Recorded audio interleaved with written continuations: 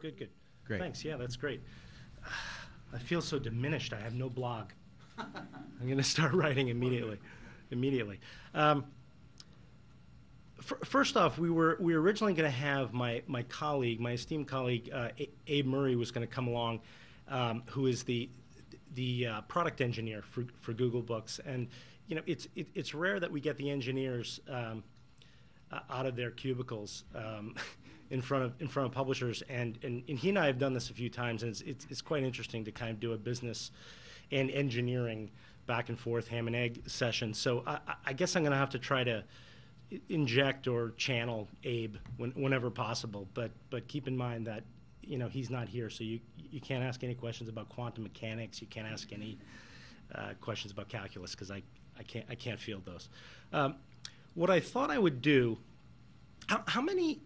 when I found out I was doing this, I thought, well, this is not the coming out party for Google Edition. We announced this at Frankfurt 6 months ago, but I want to get a sense of how many people in the room have seen any sort of presentation on Google Edition by someone from Google.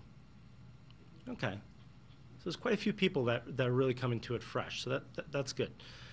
So what I thought I'd do is try to put Google Editions in a larger context, in position Editions in the sphere of our strategy at Google globally and where we are right now as a company, and you'll be able to sort of see nicely where Editions, our strategy and our vision for Editions fits in with Google's overall strategy. So at our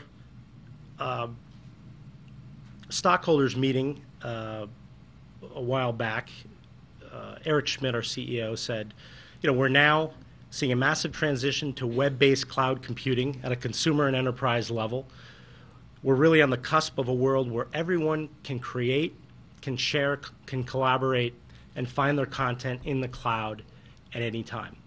Now, when you hear some of the big brains at Google, the VPs of engineering, talk about this phenomenon of cloud computing, they truly see it as the kind of the third rung in computing revolutions.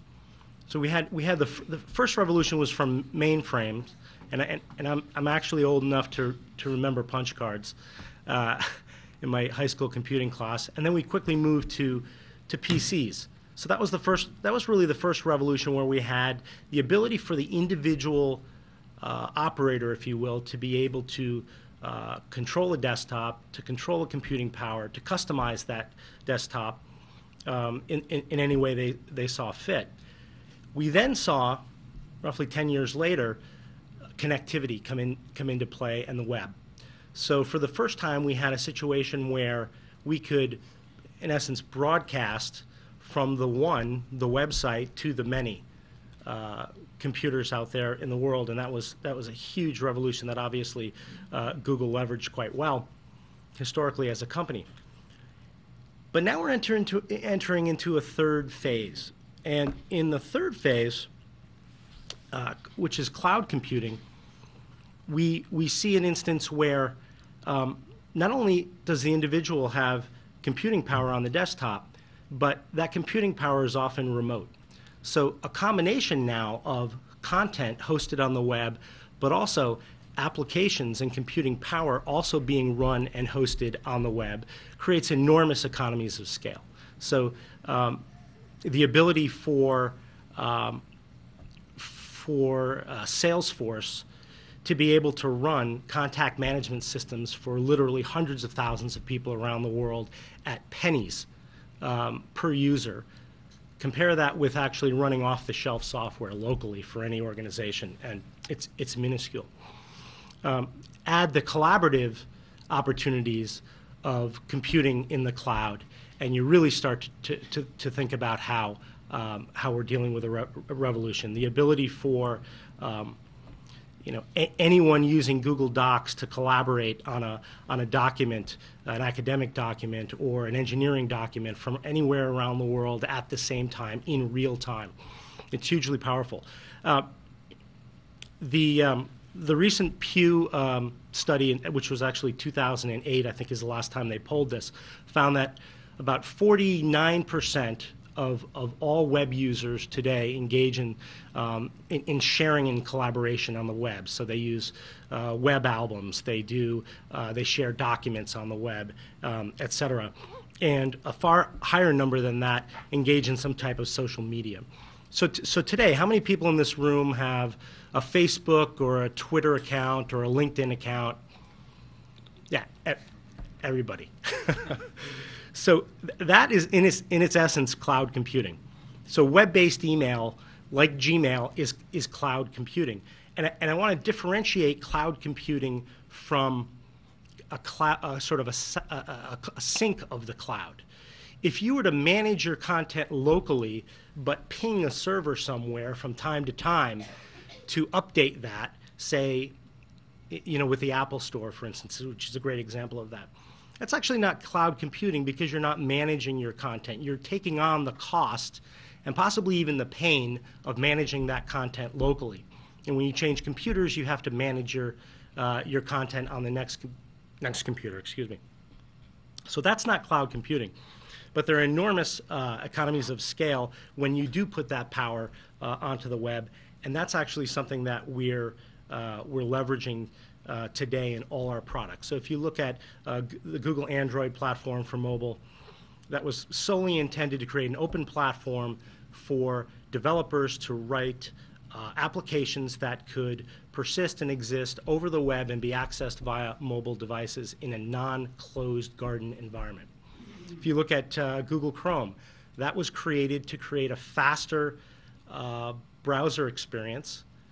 There's some debate on whether that is faster today, but for newer applications that are now coming onto the web, that are Flash-driven, that are application-driven, browsers need to get faster so that people can continue to collaborate on the web and run these web-based applications for the cloud. So that's really the strategy behind building these platforms. And Google Edition sort of fits in that same sphere in the sense that we're trying to build an open platform that all constituents can participate in, but the costs are diminished because we're operating across the web.